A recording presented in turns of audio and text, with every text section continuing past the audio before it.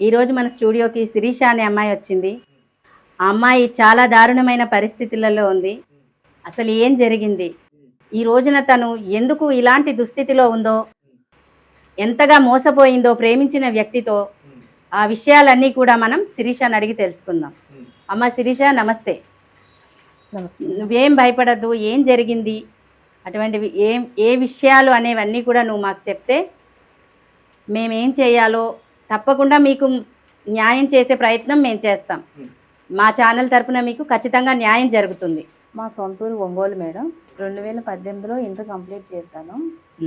తర్వాత హైదరాబాద్కి కోచింగ్కి వచ్చాను. అప్పుడు ఈ అబ్బాయి పరిచయం అయ్యాడు నాకు. అబ్బాయి పేరు ఈశ్వర్ మేడం. 6 months మేము లవ్ చేసుకున్నాము. తర్వాత పెళ్లి చేసుకుందాము అనుకున్నాము. 6 monthsకే ప్రేమ పెళ్లి చేసుకోవాలని ఎలా డిసైడ్ అయ్యారమ్మా? 6 నెలలకి ఒకళ్ళనొకళ్ళు ఇద్దరు అర్థం చేసేసుకున్నారా? మీ ఇద్దరికి అర్థమైపోయిందా ఒకళ్ళనొకళ్ళు పెళ్లి చేసుకొని ముందుకు వెళ్ళొచ్చు అని చెప్పేసి? అంటే అబ్బాయి కూడా ఫోర్స్ చేశాడు మేడం, నేను కూడా అబ్బాయిని ఫోర్స్ చేశాను మేడం. ఇద్దరం శారీరకంగా చాలాసార్లు కలిసాము.